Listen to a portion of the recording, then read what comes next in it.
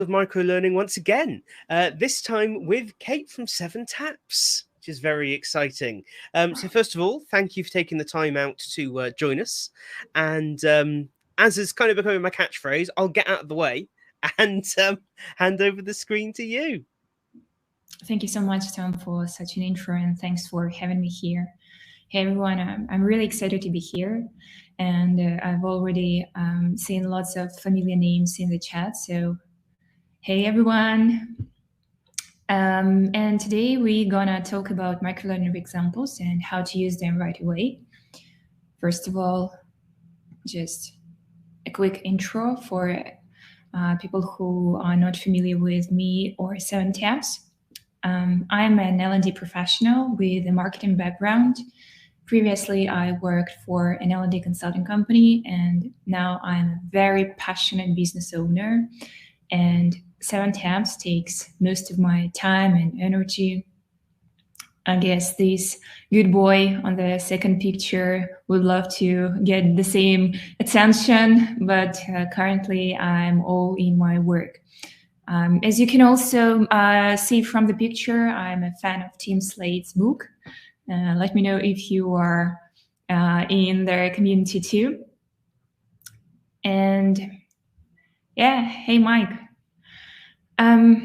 Before we start, I'd love to make just a quick note that I'm not a professional public speaker, and probably you will notice that I like some skills in this field, but I have a great background in the L&D, and thanks for the experience of building my own tool, 7taps Microlearning, that has recently reached the #1 spot for microlearning platforms and is used by already 7,000 clients all over the world. I have lots of examples to share with you, so just forgive me if this session won't be as interactive as you like it to be. And if you have any suggestions on how I could improve my presentations and deliver more value to you, just let me know. I'm happy to, and I'm open to take this feedback. And also, I know that just for the sake of engagement, I should look directly in the camera eye. But frankly, for me, it's a bit discomfort. So I'll try to do my best, but forgive me if I won't look right at you. So let's go. First of all, I'd love to get some information about your experience with microlearning. And if you are okay with that, please put in the chat 1 if you have never created any microlearning assets. Put 2 if you know a few tricks, and put 3 if you can call yourself as a professional creator. I hope there are more than 3 folks in this session. Thanks, Linda, for joining in. Thanks, Stefan. And by the way, during this presentation, I will try to keep my eye on the chat. And if I understand how my answers would fit in my presentation naturally, I will answer them right away. So feel free to post your questions. I will take an eye on that. So more twos. Oh, we have one proficient creator here. Camille is not sure whether their experience might be as a kind of a beginner magician or a proficient creator. Hello, hello. So yeah, I guess I have an understanding. We have a range variety of experts here, so I'll try to be available for all of you. And I suggest we start with the definition of microlearning. And I know that you're all fed up with the concepts like it's a bite-sized learning, or you should deliver some learning chunks, because the internet is flooded with such kind of articles. But for me, having a good definition means that you have some practical basis of how you should proceed with the implementation of this approach. And I prefer turning to the great definition put together by Carol Kopp and Robin DeFelice in their book, Microlearning Short and Sweet. Actually, that's the #1 resource I always recommend for any microlearning enthusiast. a very practical guide on how you could embrace this approach. So according to Carol Kopp and Robin DeFelice, microlearning is an instructional unit that provides a short engagement in an activity intentionally designed to elicit a specific outcome from the participant. And let's dive deeper into the elements of this definition. First of all, instructional unit. It can be a learning activity, it can be a video, it can be a text message or a job aid, or it can be a 7 taps piece.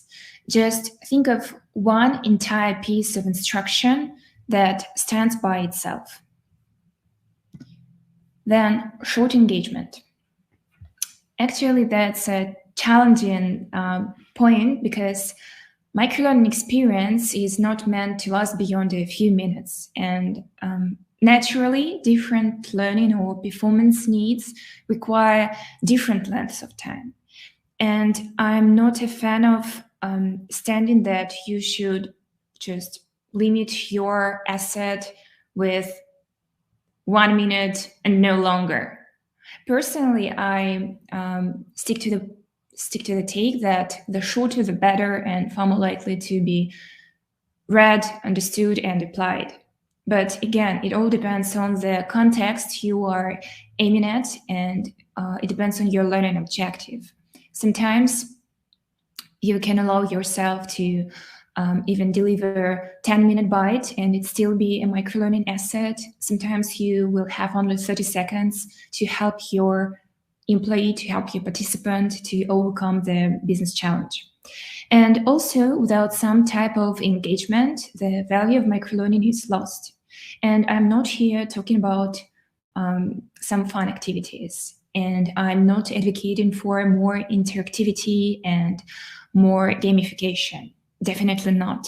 Because, microlearning is often used somewhere closer to the moment of performance, right? So your instruction may be less interactive. Just imagine the concept. Your learner is looking for some quick instruction on how to deal with their urgent situation. And what they need to grasp the concept, and they need to get back to their work immediately, already equipped with new skill or knowledge, right? So in most cases, they won't have time to match some visuals together or to drag in the missing words. And as a source of quick engagement, I personally prefer to use quizzes to make learners formulate their own conclusions through answering some short and targeted questions. Next, specific outcome. I guess I won't reinvent the wheel here by saying that microlearning assets should help to facilitate a specific outcome. And in most cases, it will be one learning objective per nugget. Sometimes there are situations that there could be 2 objectives. For example, you deliver some byte on a new product feature, and within the same byte, you train your salespeople on how to talk about this feature with clients. And again, we see here is an objective just to create an awareness of this new feature, and you put some very simple skill inside about presenting this feature to clients. But it's better to think of one learning objective always.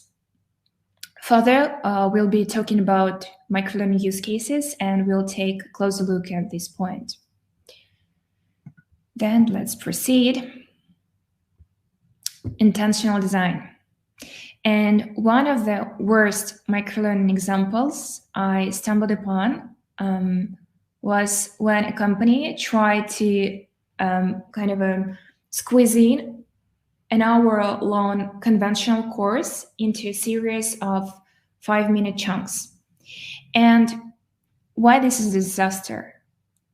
When you do this, the outcomes of your 1-hour course are still in place, right? And a true microlearning piece have only one outcome per nugget. And what I'm leading to here is that the process of designing microlearning must be intentional.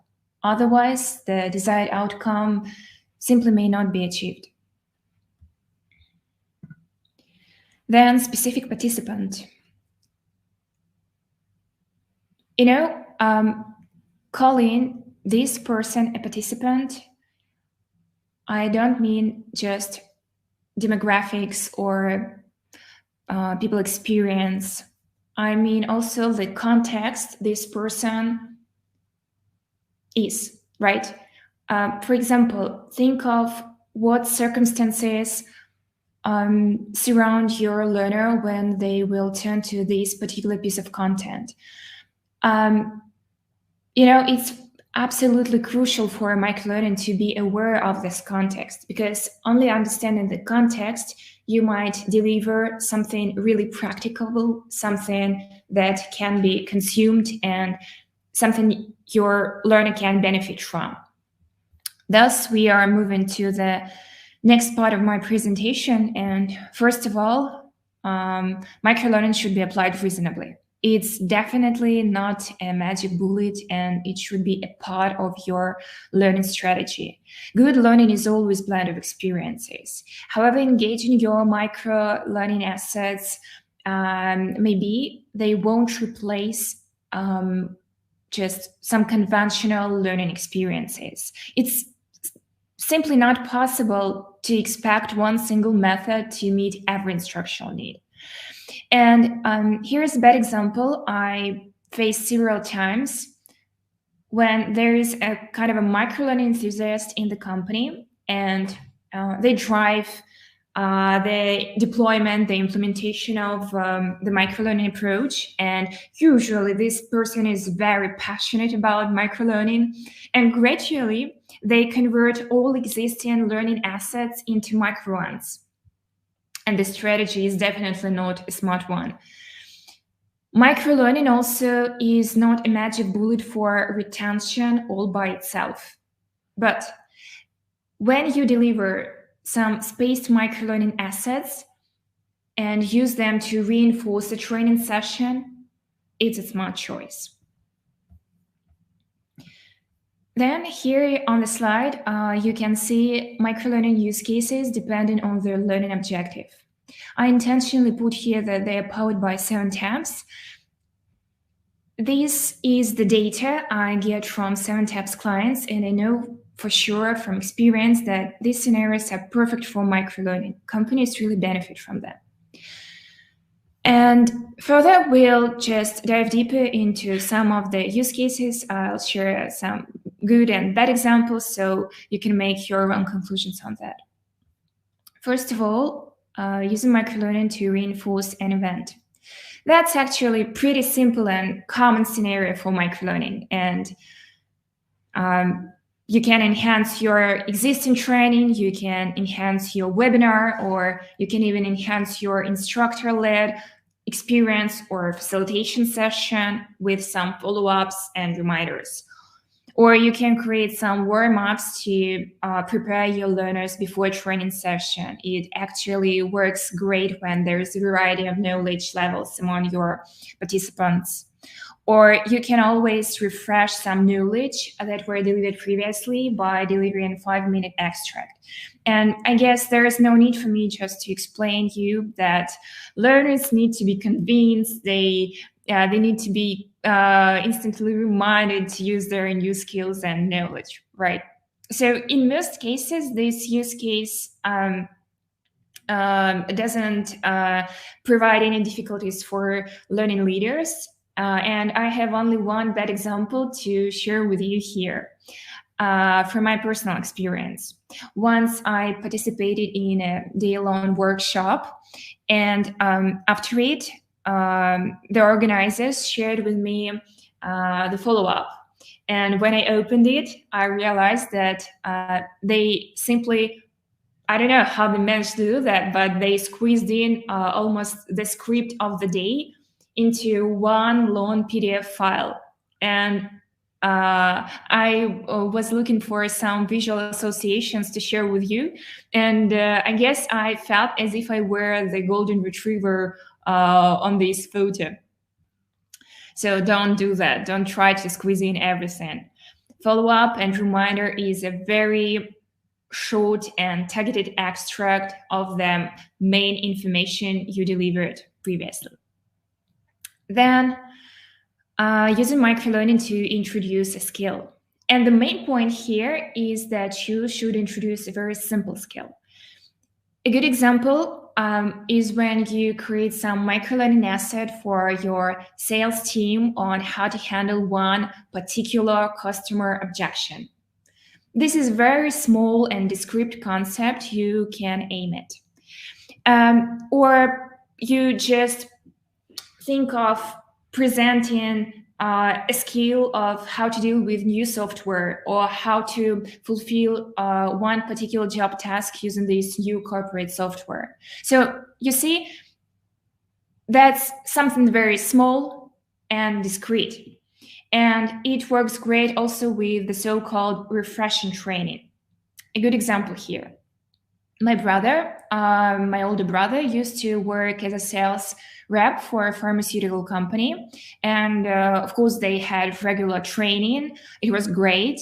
But I remember that my brother would create some kind of a cheat sheets that he used to refresh his knowledge before the appointment with the doctor. I mean, when he sat somewhere in the healthcare facility, just waiting for this appointment.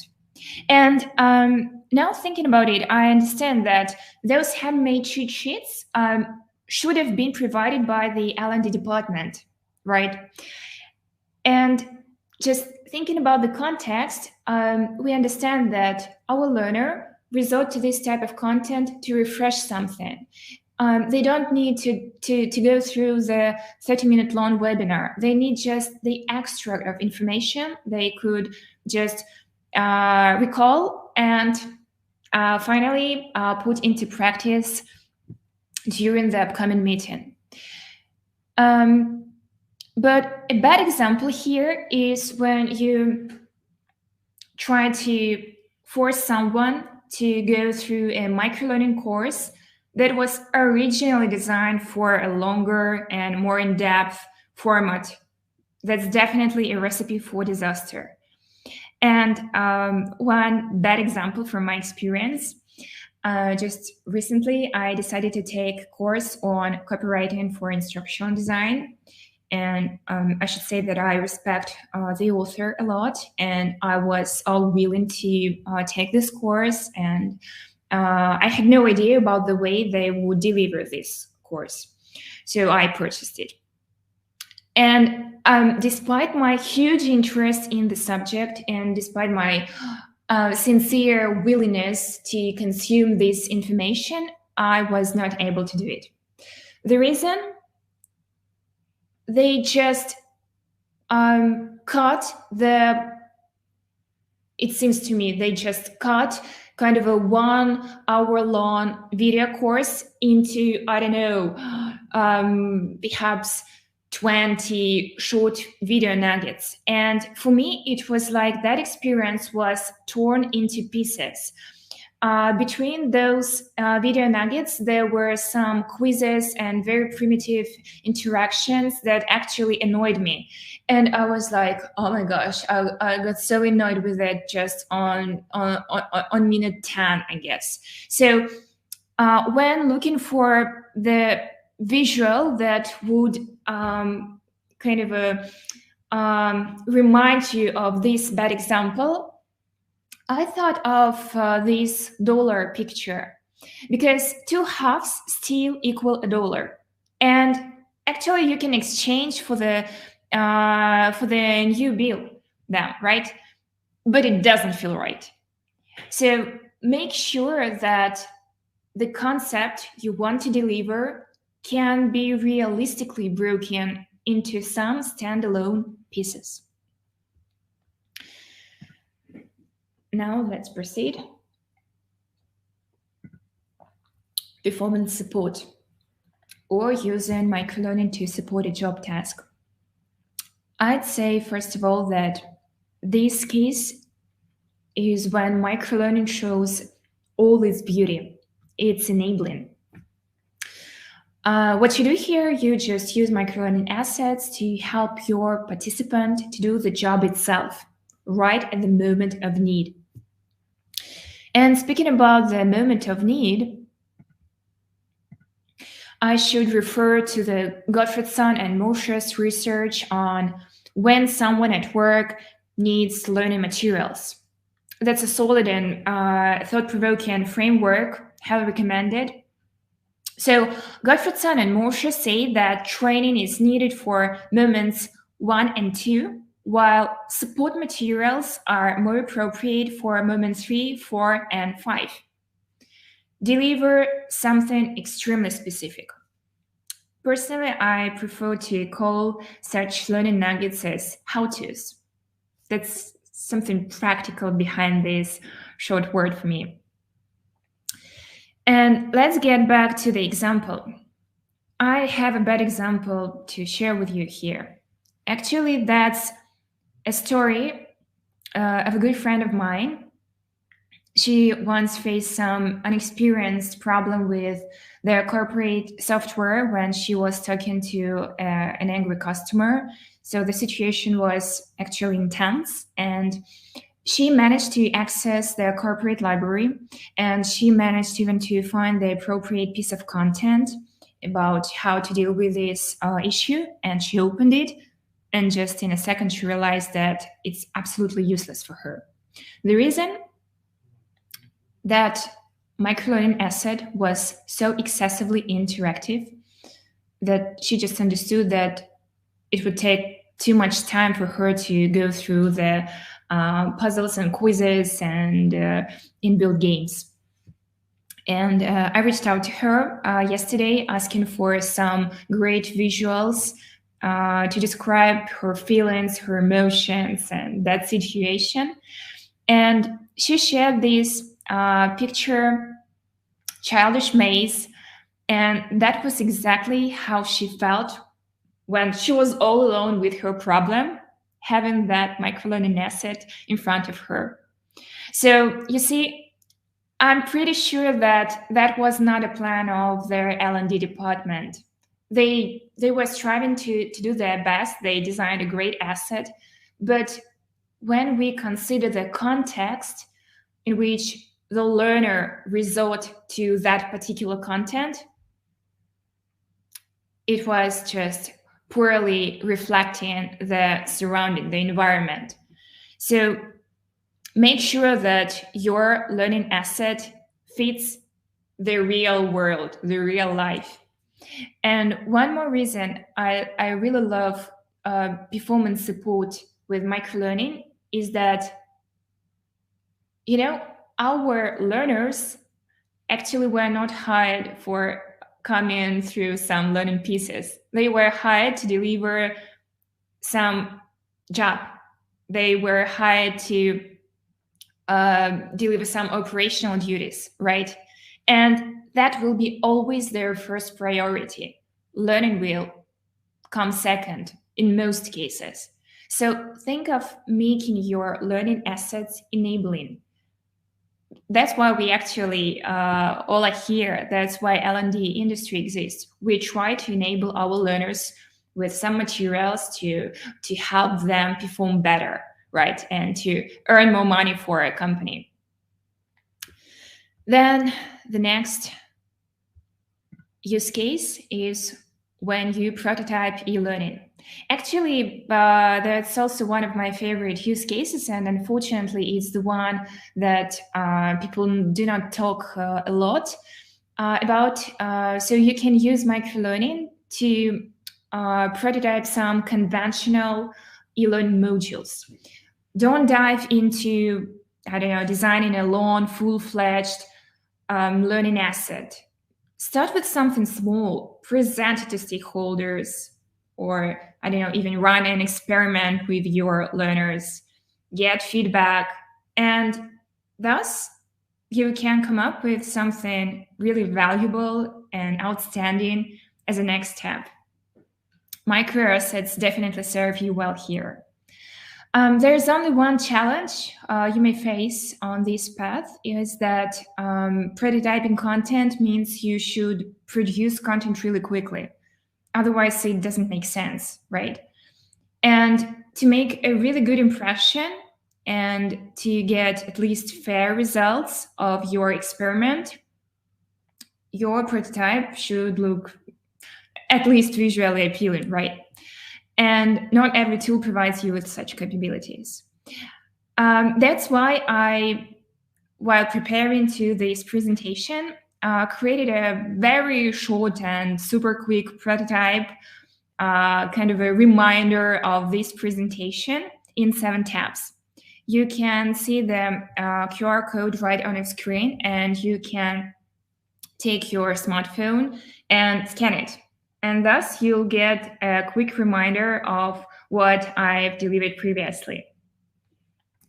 I hope that you will enjoy it. Also, I have a link that I can share with those who are not familiar with scanning process. I hope that Tom will help me with putting this link in the chat.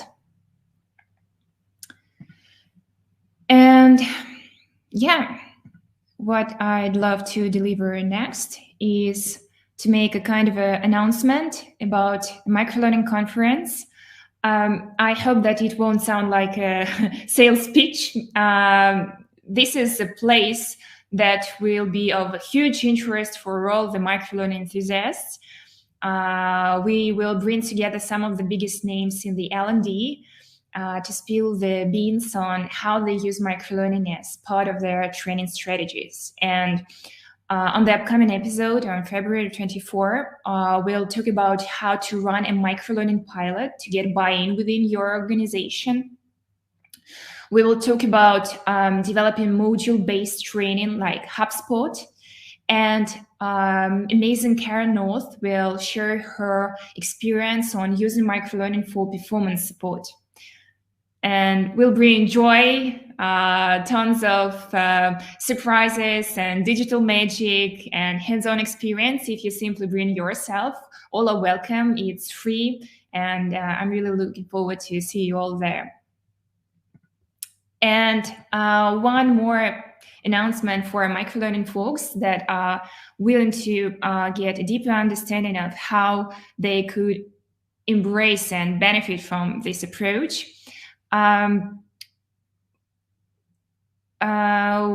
Currently, my company and I personally are running a ticket giveaway for a 3-week research-based microlearning course led by amazing microlearning professional Robin DeFelice.